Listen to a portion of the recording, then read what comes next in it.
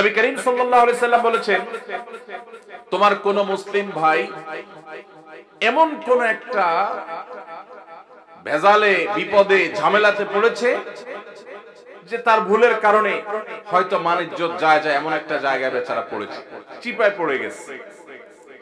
এই সময় সে চায় সবাই তাকে যেন সহযোগিতা করে, সাহায্য করে, তার এই দোষটা নিয়ে যেন খুব বেশি বাড়াবাড়ি চর্চা করি যেন না হয়, সেটা চায়।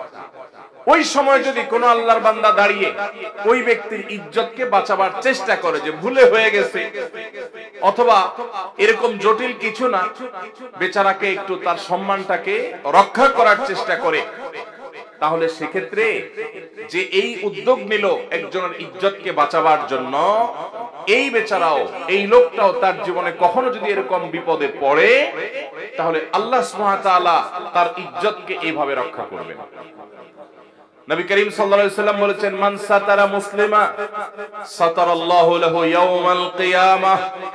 যে ব্যক্তি কোন মুসলমানের দোষ গোপন করবে, কিয়ামতের ময়দানে মানব ইতিহাসের সকল সদস্য, আদম আলাইহিস সালাম থেকে নিয়ে কিয়ামত হওয়া পর্যন্ত আগত সকল মানুষ যখন উপস্থিত থাকবে, সবার সামনে ওই ব্যক্তির দোষটাকে আল্লাহ তাআলা ডেকে এনে গোপন করে দিবেন।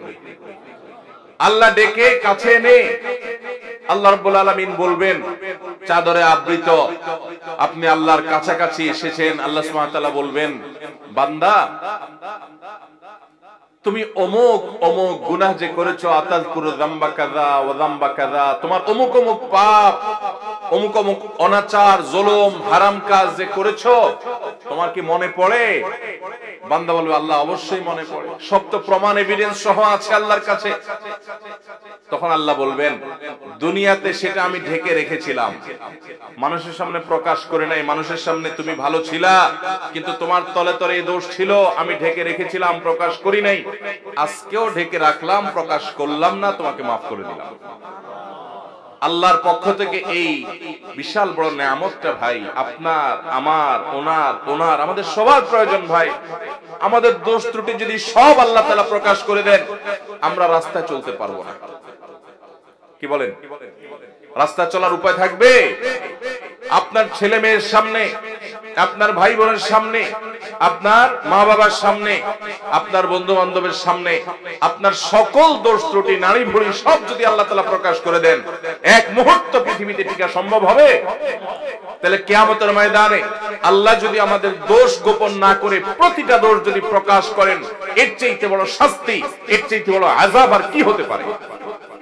সে আযাব থেকে বাঁচার জন্য অন্যতম উপায় এবং মাধ্যম হলো দুনিয়াতে মানুষের দোষ ত্রুটি পেলেই সেটা বলে বেড়ানোর এই মানসিকতা পরিহার করতে হবে। হ্যাঁ, কিছু দোষের প্রচার প্রয়োজন আছে, মানুষকে সাবধান করার জন্য, সতর্ক করার জন্য, সেটাও যতটুকু না করলে নয় ততটুকু।